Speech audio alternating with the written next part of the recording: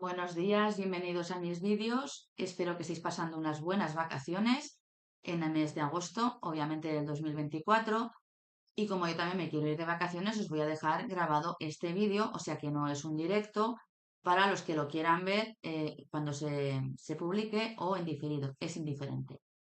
Entonces vamos a hablar de un caso muy mediático y es el crimen del río Chao Phraya, que fue un caso muy mediático en Tailandia justo antes de que pasara lo de Daniel Sancho, porque realmente hasta ese momento era el caso más sonado y es el único caso que ha suscitado mucha polémica hasta el año 2023 y que era similar la repercusión mediática que había tenido el caso Segarra con el asesinato de los dos británicos en Koh Tao en el año 2014.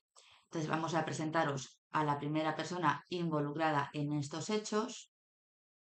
Bueno, pues el caso comienza un 25 de enero del año 2016, cuando David Bernat, que es este hombre de aquí que podéis ver en pantalla, vuela desde Irán hasta Bangkok para pasar unos días de descanso, quedando con su amigo Artur Segarra, ese mismo día 25 de enero del 2016, día en el que se produce la desaparición. Este señor tenía un sueño y era retirarse a los 40 años con el dinero suficiente para disfrutar a lo grande de la vida. Y además se paseaba por todo el sudeste asiático y sobre todo por Bangkok, hablando y presumiendo de que se retiraría con más de 1 millón de euros. Bueno, era muy conocido en la capital tailandesa, en las barras americanas, en antros de la noche tailandesa, y llegó a ser la estrella de aquellos antros en el centro de la noche tailandesa, porque era la zona más canalla, por decirlo de una manera suave, era la zona más canalla de Bangkok. Entonces, este hombre era experto en hacer regalos, pagar facturas muy abultadas y aparte de compaginar toda la noche y todo el ambiente nocturno de la capital de Bangkok, también tenéis que saber que era un consultor informático de éxito, que estudió en las mejores escuelas, se forjó en grandes empresas y que en principio se dice que ganaba 1.000 euros por día de trabajo. Y como sabéis, de día trabajaba, pero la noche le encantaba. En lo suyo era muy responsable, pero en la noche pues se juntaba con gente que no debía de haberse juntado.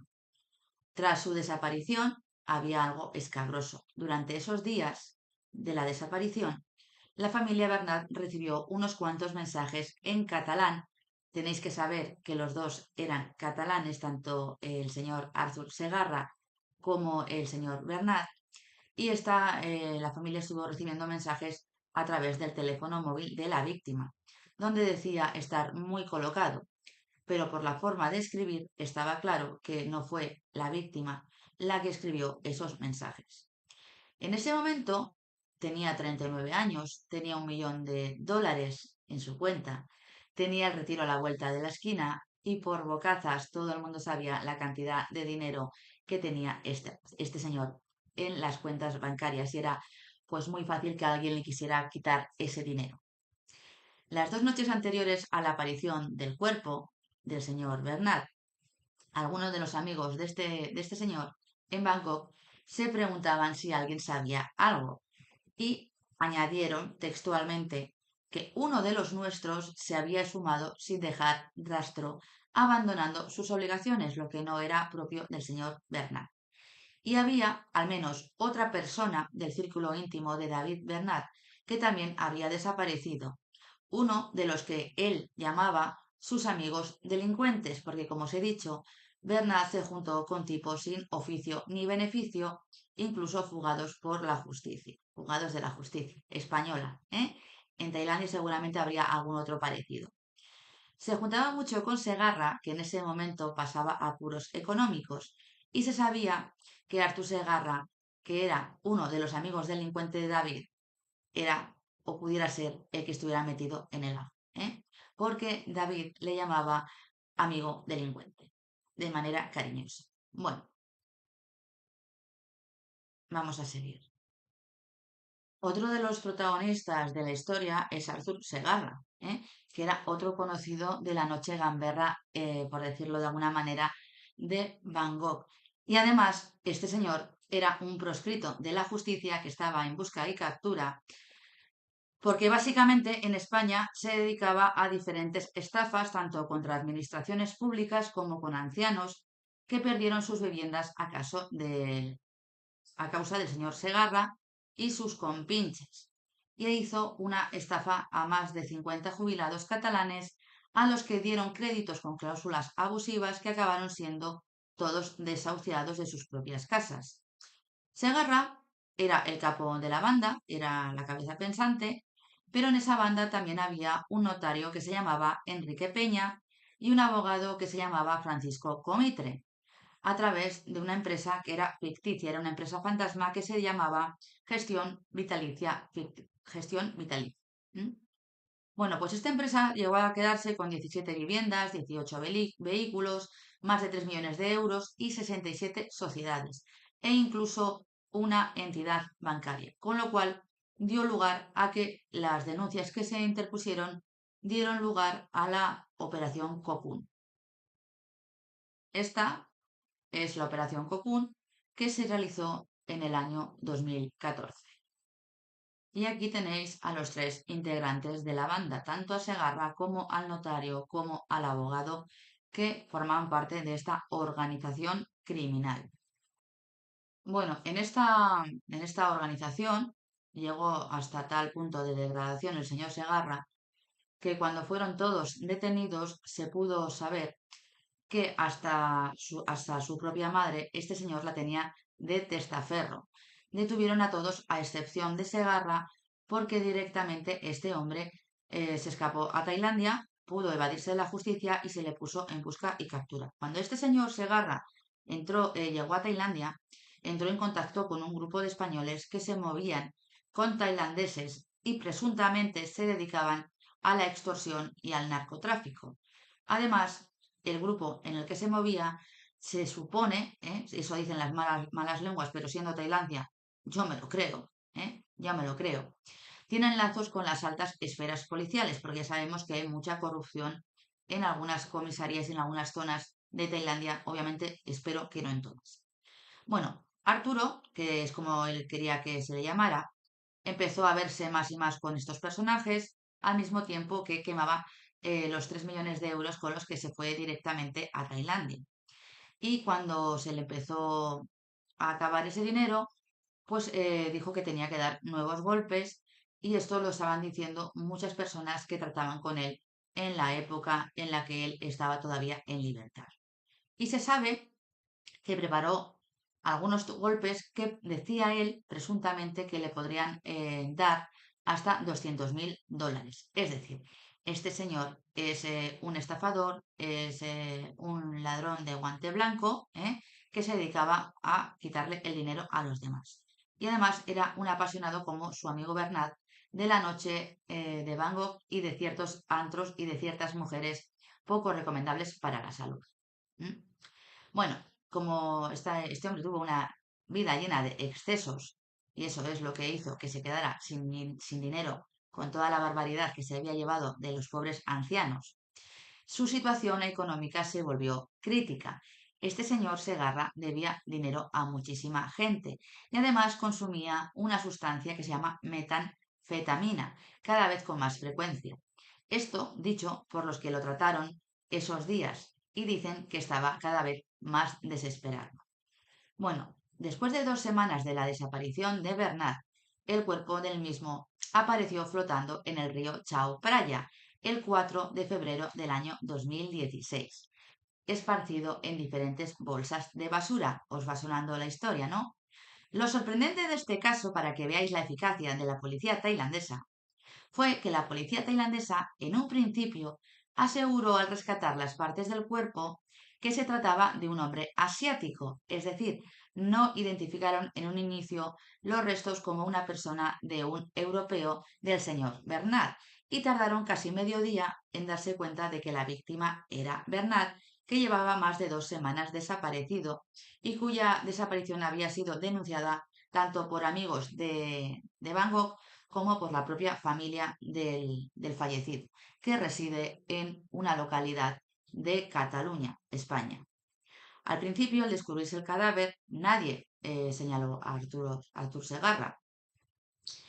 Ante la vergüenza de haber confundido a la víctima, como os he dicho, con un ciudadano asiático y la explosión mediática del caso que salió en todos los medios de comunicación, y esto os va a sonar porque se parece mucho al tema de Daniel Sancho, el jefe del cuerpo, como si fuera Big Joe, que era otro, pero bueno, todos hermanos, primos hermanos, sacó pecho y dijo que en 48 horas, 2 días, el caso estaría resuelto y con los presuntos asesinos entre rejas en un tiempo récord. La policía no tenía dudas de que el asesinato se había perpetrado por más de una persona, es decir, no había un único responsable. Y rápidamente dieron los siguientes datos. Entre los responsables había ciudadanos españoles y tailandeses y un grupo de personas a quien bautizaron como la banda de Cabeza de Toro, una organización criminal.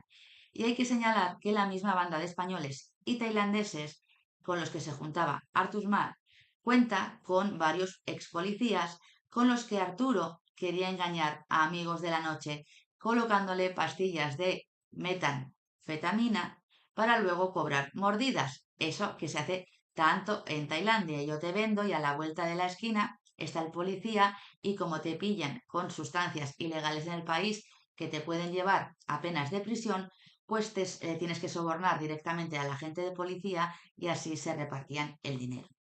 Esta gente era una gente muy peligrosa y poseía conexiones con las altas esferas de los cuerpos de policía de Bangkok, porque está todo metida en la mafia de la noche tailandesa. Se sabe que dicha banda se dedicaba a la extorsión, al narcotráfico con metanfetamina, la droga más común del sudeste asiático. El móvil del crimen, según la misma policía tailandesa, era robarle a Bernat el $1.000.000 con el que pretendía retirarse y de lo que había ido pues haciendo alarde en la noche con gente peligrosa. Es decir, no tendría que haber dado ese tipo de información porque estaba poniéndose en una situación de riesgo y es una situación que se podría haber evitado si esta persona no hubiera cometido directamente la tontería y la torpeza de dar sus finanzas a terceras personas que pudieran tener la voluntad de quitarle todo lo que él tenía, incluyendo la vida.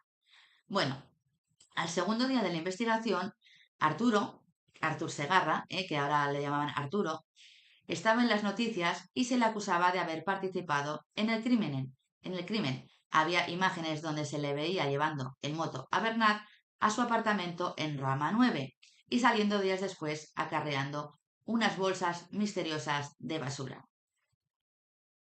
Aquí tenéis la foto, como veis los dos en moto, pero esta vez con el casco, ¿eh? Para que veáis las coincidencias entre el caso Segarra y el caso de Daniel Sancho.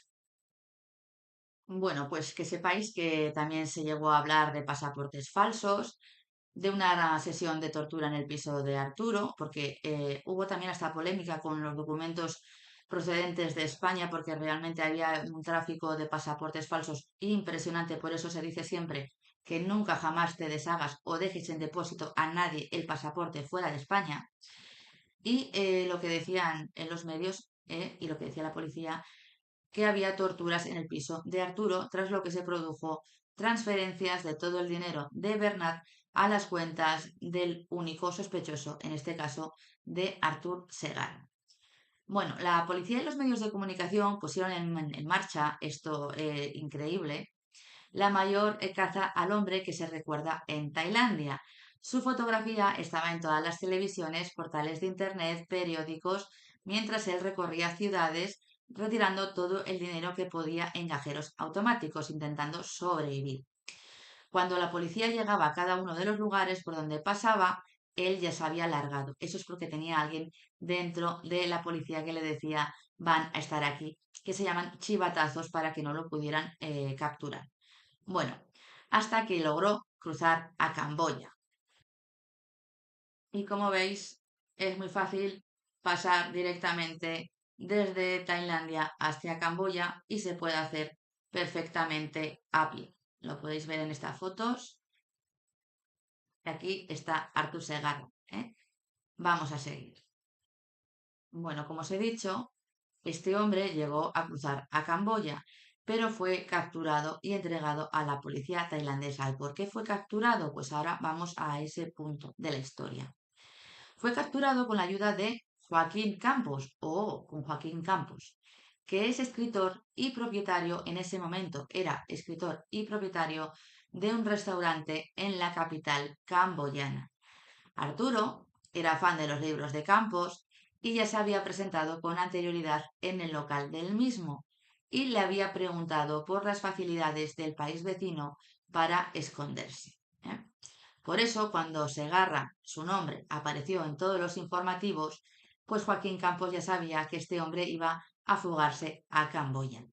Y esa misma noche, cuando Arturo cruzaba clandestinamente la frontera, como habéis visto, se puede pasar fácilmente, Joaquín comentó estos sucesos con dos clientes que son, no os lo vais a creer, españoles que cenaban en su restaurante. Al día siguiente, la pareja de españoles se dirigió a una localidad costera de Camboya, donde se encontraron con Arturo en un bar.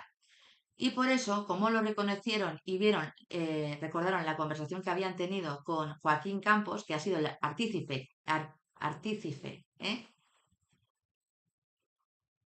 de la detención de Segarra, pues alertaron directamente a la policía, que terminó deteniendo al sospechoso. Según la policía, llevaba consigo $30.000 que había podido sacar de los cajeros automáticos.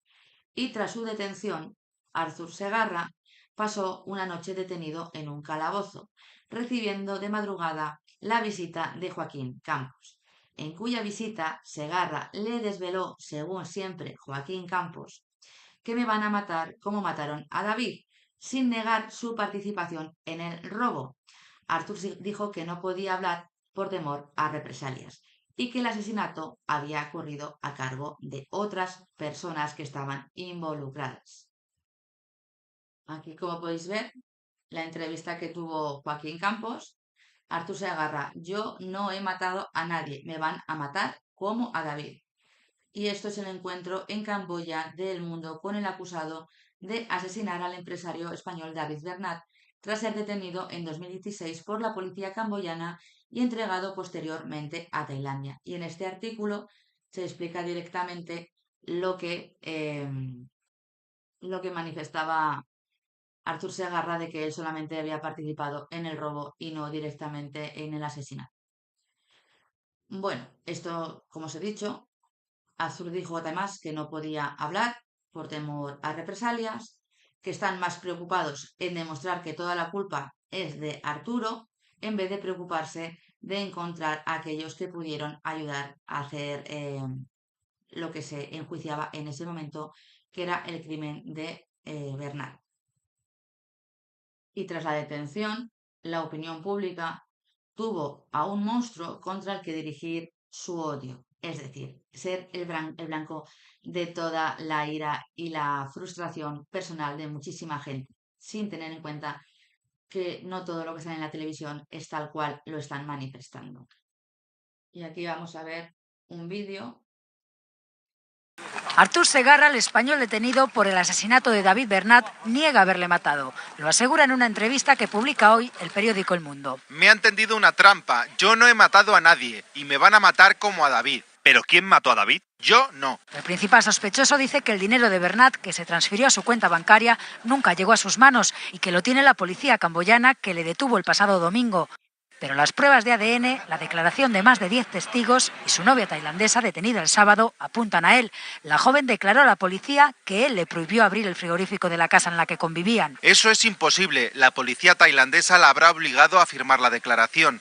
Es muy típico en esta parte del mundo. Segarra, pendiente de una orden de ingreso en prisión por falsificación de documentos y tenencia ilícita de armas, juicio en España al que no se presentó, teme ahora la probable pena de muerte a la que puede ser condenado en Tailandia. Por eso, en la entrevista del Mundo deja claro su deseo de extradición a España para que le juzguen aquí. Los investigadores tienen claro que actuó solo en el asesinato del directivo, pero creen que la extorsión pudo cometerse junto a varias personas. Hoy la policía tailandesa registrará la casa del presunto asesino, donde supuestamente escondió el cadáver de Bernat hasta arrojarlo al río. Bueno, pues una vez detenido y trasladado directamente a Tailandia, ¿os acordáis de que al inicio de la investigación la policía no tenía ningún género de dudas de que el asesinato se había perpetrado por más de una persona? Bueno, pues luego empezaron a interrogar directamente a la novia, al señor Artur Segarra, y nada más empezar el interrogatorio de las personas que tendrían que tomar, a las que tendrían que tomar declaración, el discurso oficial de las autoridades cambió radicalmente como por arte de magia y ya no existía la banda del Toro, tampoco había tailandeses implicados, que son todos muy buenos, ni siquiera otros españoles. Decían que Arturo lo había hecho todo en solitario, que tenían pruebas. Y la versión de la policía tailandesa es que aquella noche Arthur no llevó a su novia en la moto, la novia se llamaba Pritsana Sain Ubon, y en su lugar recogió a David y le llevó a su casa, de la que David jamás salió, y que Segarra salió del edificio con grandes bolsas de basuras cargada en sus motos, en su moto, cargadas en su moto, exactamente igual, que Daniel Sancho. Según la policía tailandesa, allí empezó un proceso de tortura que duró varios días con el objetivo de transferir el dinero, el $1.000.000, desde las cuentas de Bernat hacia las cuentas de Segarra. Y se barajaba que todo ello estaba propiciado por el abuso de sustancias psicotrópicas, los deslices, el traspiés por parte del secuestrador, que fueron en aumento. Había mensajes con errores ortográficos a los bancos de Singapur, donde Bernat tenía sus cuentas, una suplantación muy burda de identidad por mensajería con la familia de la víctima. Y en cuanto a la investigación, lo que es muy llamativo, porque es exactamente igual que en el tema de Daniel Sancho, es que las cámaras de la puerta del edificio de entrada, la parte de abajo por donde se entraba a la vivienda, estaban estropeadas y no grabaron la entrada ni la salida de nadie, ni de Artur Segarra, ni de otras personas que pudieran haber entrado en la vivienda. Pero, por lo visto, sí que existían unas cámaras de vigilancia en la puerta donde estaba la vivienda. Es decir, las de abajo no funcionaban, pero las de arriba sí que funcionaban. Y esas cámaras sí que lo captaron entrando con Bernat y saliendo con bolsas de basura. ¿eh? Así que no pudieron ver si entraba o no entraba alguien más al apartamento y se basaron en las cámaras que ellos quisieran. Porque, como os he dicho, las cámaras que estaban justamente en la puerta de entrada o enfrente de la puerta de entrada, mejor dicho, del edificio, estaban dañadas, como es muy habitual en Tailandia. Y además, esto es muy habitual, por lo visto, en cualquier caso mediático. La policía se preocupa directamente de encontrar a algún culpable y olvidarse de todos los cabos sueltos. Tienen su culpable y es confiesa o muere. Bueno, pues vamos a seguir con la versión tailandesa, que dice que entre el 26 y el 27 de enero del año 2016, tras haber vaciado las cuentas de Bernat, haberlo torturado para obtener las claves, las cuentas bancarias, y haber conseguido que Bernat atendiera incluso las llamadas del banco ante las sospechas de unos movimientos bancarios muy extraños, Bernat, y aquí sí que se sabe la causa de la muerte, Bernat fue estrangulado por Segarra y cortado a trocitos, metiéndolo en bolsas de basura. Lo que pasa es que no se deshizo de él directamente en el edificio donde se produjo la muerte, la tortura, el secuestro y la extorsión y el robo de las cuentas bancarias de Bernat. ¿Por qué? Porque Segarra tenía otro apartamento, hay dos apartamentos también, dos localizaciones diferentes, tenía un apartamento alquilado donde había un congelador grande, es decir, un arcón donde metió los restos de Bernat. Y además, días antes del crimen, Segarra también había comprado, como Daniel Sancho, herramientas para llevar a cabo el descuartizamiento. En dicho apartamento, donde puso los restos, la actual novia en ese momento de Segarra tenía, por lo visto, prohibido abrir el arcón congelador, prohibición que no acató y terminó abriendo el arcón, viendo lo que había dentro y no dijo absolutamente nada.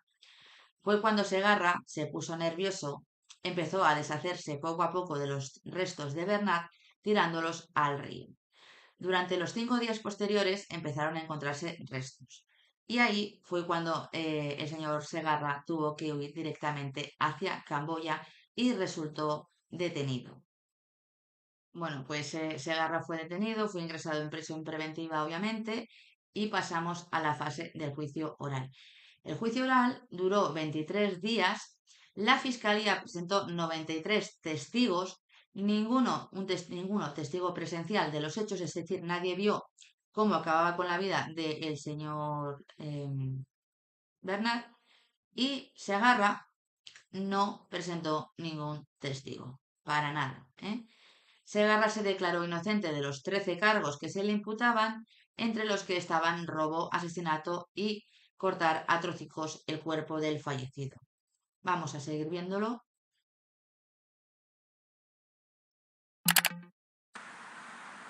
El próximo 1 de diciembre comenzarán a declarar los testigos llamados en el juicio contra el español Artur Segarra, único acusado por el asesinato de su compatriota David Bernat en Bangkok, según dictaminó un tribunal de lo penal tailandés.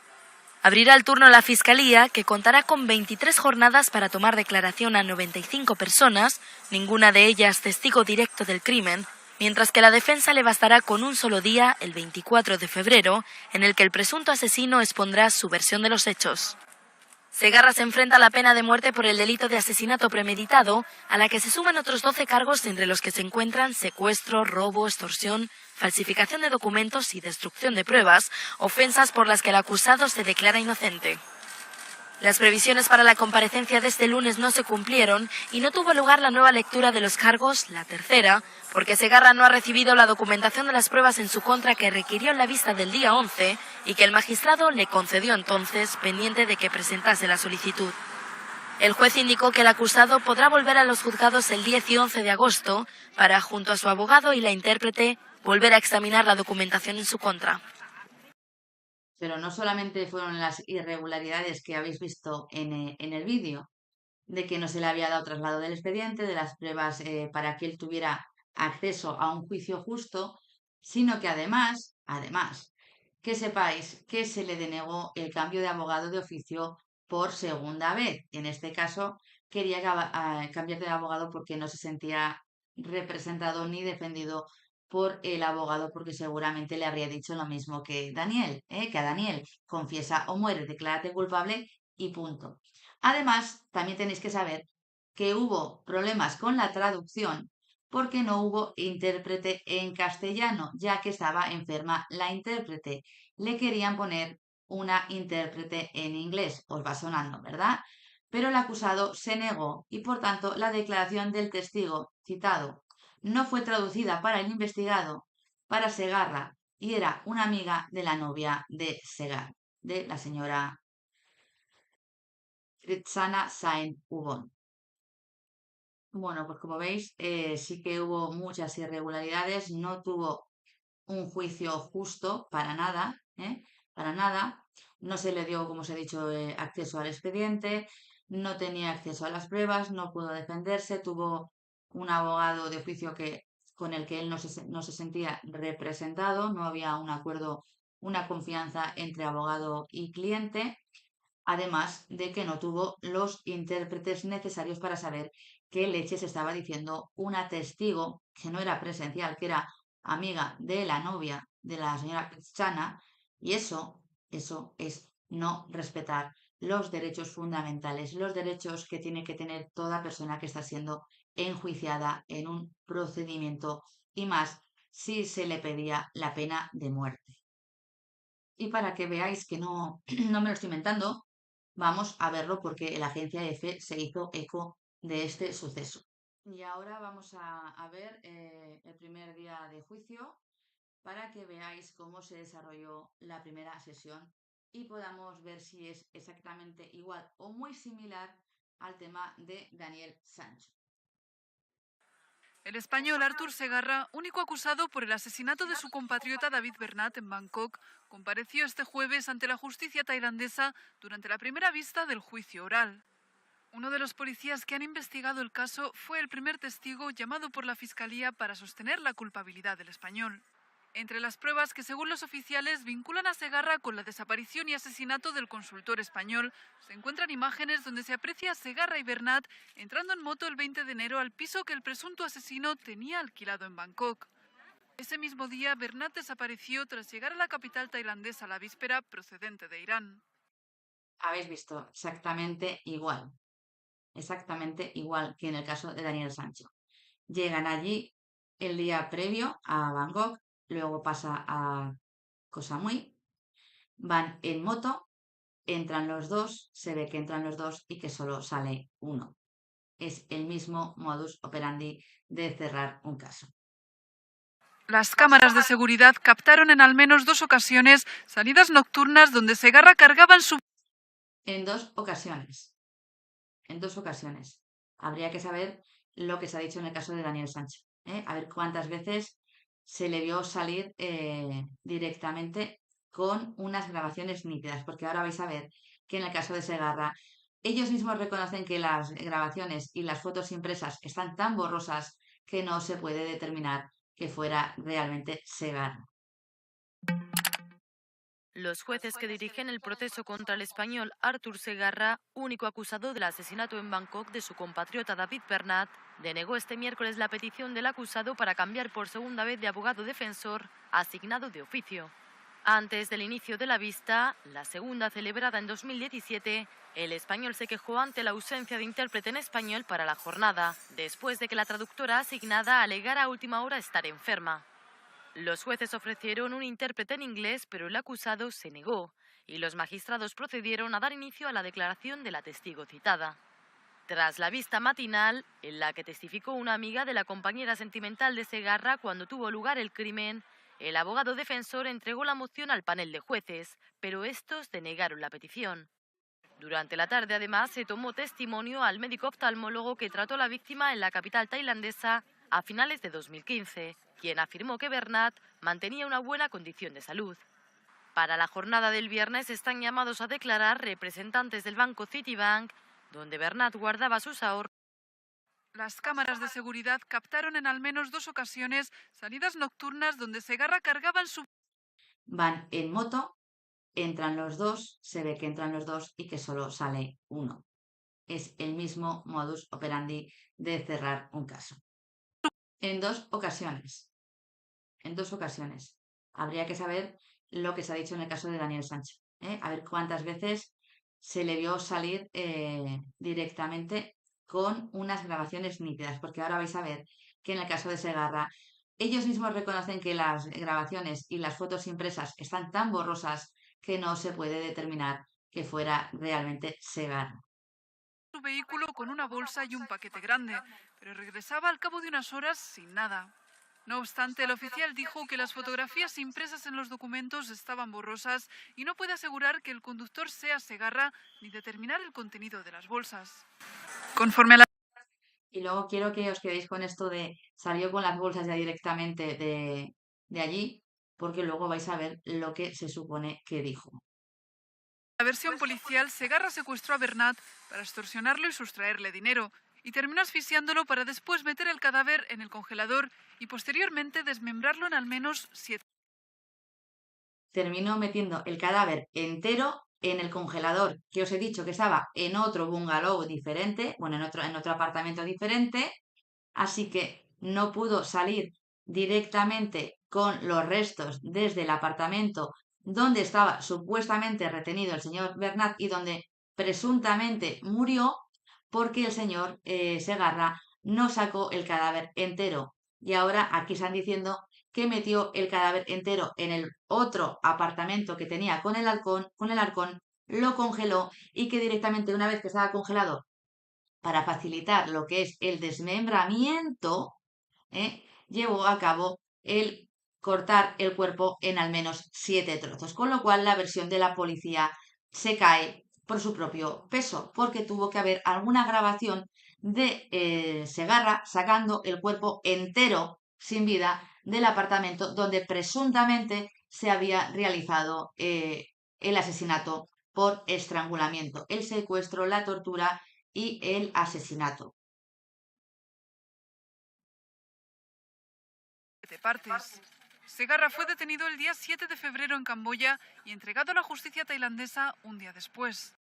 Bueno, aparte de todo esto, que sepáis que en la declaración judicial de Segarra ante la Corte manifestó que había sido engañado en la declaración judicial, es decir, los mismos métodos que emplearon con Daniel, engañar para obtener una confesión que, como sabéis, directamente es ilegal allí en Tailandia y no debería de haberse tenido en cuenta las declaraciones obtenidas con engaño, fraude o violación de derechos fundamentales. Y realmente, con lo que están diciendo los medios de comunicación en F, tranquilamente, como hemos visto, yo no tengo los autos, pero con lo que han dicho, a mí me chirría mucho toda la postura y todo lo que se está diciendo de que Segarra es el autor material del asesinato y descuartizamiento de Bernat.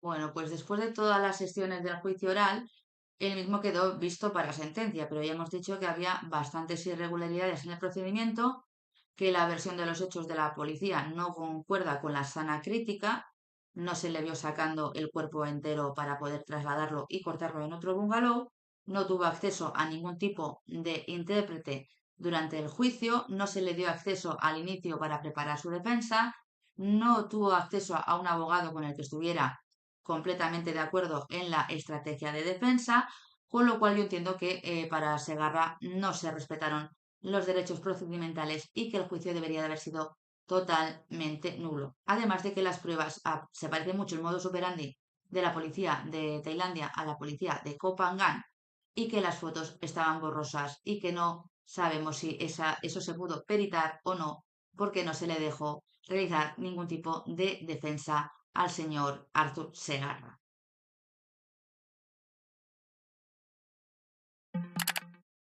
Visto para sentencia el juicio por asesinato contra el español Artur Segarra, el único acusado de asesinar en Bangkok a su compatriota David Bernat en 2016. Declaró el martes ante el tribunal y reiteró su inocencia y alegó que fue engañado. Segarra, quien se enfrenta a una condena máxima de pena de muerte, aseguró ante el juez que él no había matado a nadie, una versión que mantiene desde que fuera detenido hace más de un año. El panel de jueces dictará sentencia el próximo 21 de abril. Durante más de una hora, el español contestó a las preguntas de la defensa para tratar de contradecir la versión policial que le acusa de ser el único planificador y ejecutor del secuestro, robo, tortura y asesinato del consultor español, entre otros delitos. Segarra, quien reconoció que la noche de la desaparición de Bernat salió a tomar unas copas con él, pero que regresó solo a casa, adujo que fue engañado e implicó en el caso a la tailandesa Prithana Sain Ubon, por entonces pareja del acusado. Según el español, la tailandesa le pidió el número de su cuenta bancaria en Tailandia antes del crimen y días más tarde le avisó de la llegada de las transferencias, aunque aseguró que no sabía que eran de Bernat. Los jueces han escuchado los testimonios de más de 40 personas llamadas por la Fiscalía durante el desarrollo de cerca de 20 vistas con el objetivo de exponer la acusación contra Segarra por el asesinato de Bernat en enero del año pasado. Expertos de la policía científica señalaron que encontraron huellas dactilares y rastros de sangre de la víctima en el piso que Segarra tenía alquilado, donde supuestamente tuvo lugar el crimen. Bueno, como habéis visto, después de todas las irregularidades, obviamente, y de que no tuvo acceso a un juicio justo, el señor Artur Segarra fue condenado a muerte, que en Tailandia no se ejecuta desde hace 6 u 8 años, pero está previsto que sea por inyección letal. Antiguamente era por fusilamiento y vieron que era un poquito salvaje y ahora se hace por inyección letal. Y creo que la última ejecución fue hace unos 6 años. Entonces, si te condenan a muerte, pues obviamente es muy factible que puedan cumplirlo, salvo que seas extranjero porque habría un conflicto diplomático. Y lo que se hace normalmente es pedir clemencia al rey por buen comportamiento durante su cumpleaños del rey, y lo suelen rebajar de pena de muerte a cadena perpetua. Y con lo cual realmente luego se puede pedir el traslado para el cumplimiento de la pena de extranjeros españoles que estén allí en Tailandia a su lugar de residencia. Vamos a ver cómo se dictó sentencia.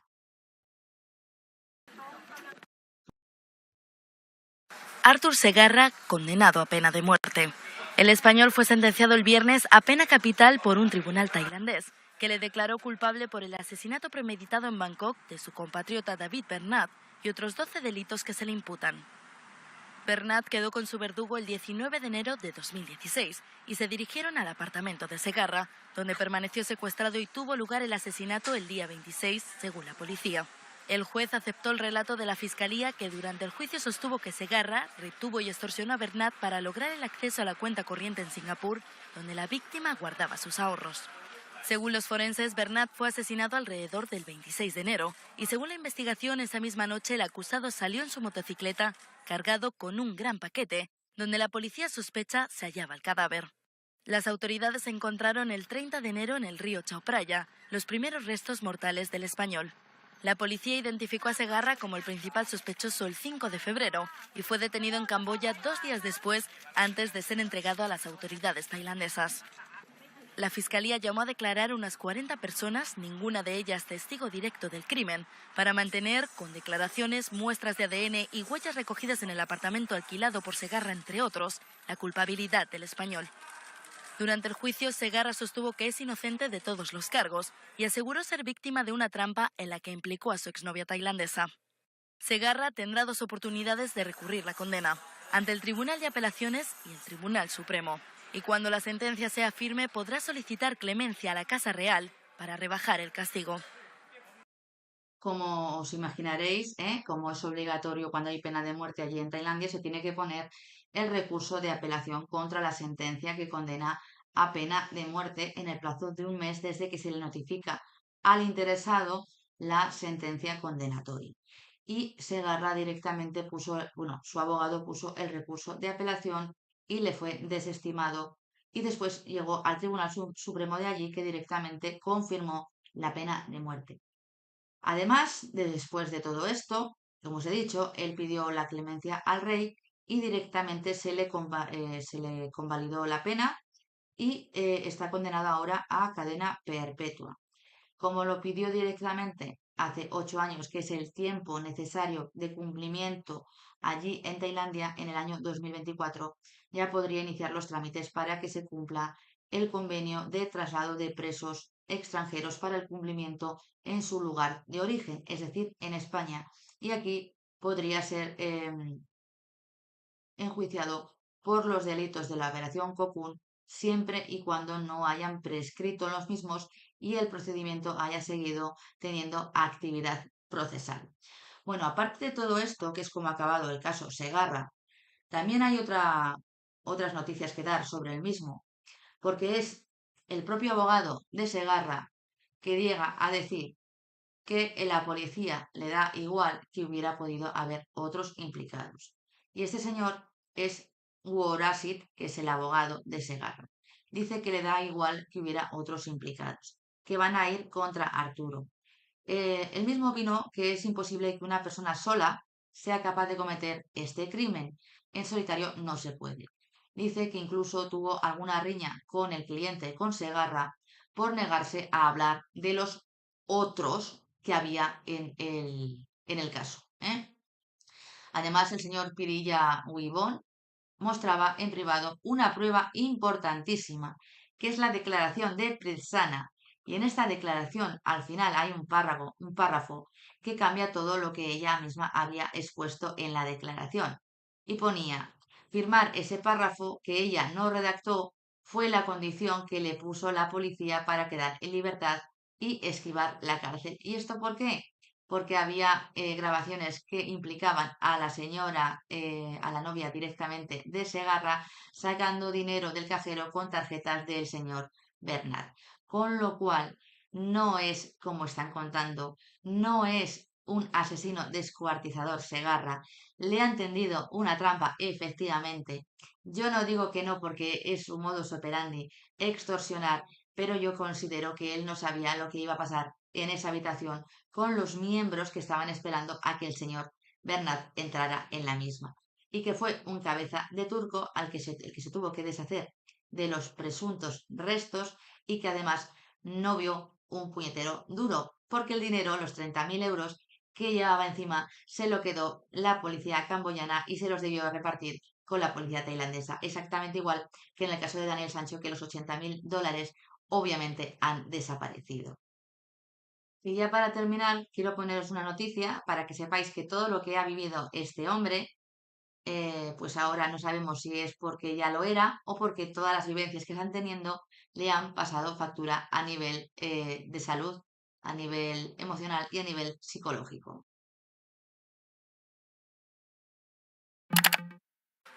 El español Artur Segarra, condenado a muerte por asesinar a otro español en Bangkok, se encuentra bajo tratamiento médico tras serle diagnosticado en el presidio un trastorno de bipolaridad.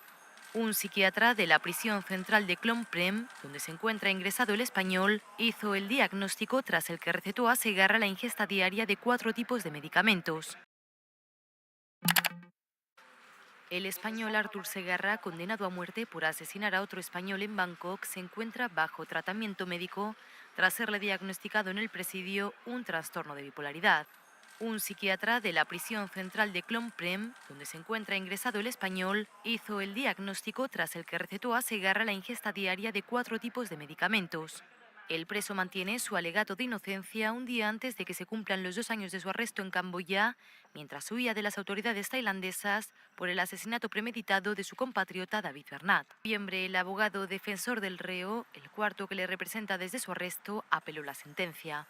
Segarra planea sumar nuevos argumentos a su recurso sin revelar más datos de su estrategia. El Tribunal de Apelaciones aún tiene que fijar una fecha para la vista. Bueno, y como podéis ver, directamente es exactamente igual que el caso de Daniel Sancho, 4 abogados diferentes. Primero el señor Anand, en el caso de Daniel Sancho, después otro abogado, después el decano del Colegio de Abogados y al final se quedó con el señor Pritchard. Es la misma historia contada 2 veces. Y aquí lo que pasa es que están utilizando determinadas mafias a los extranjeros para que sean unos cabeza de turco. Con lo cual, mi opinión personal es la que dije desde un inicio.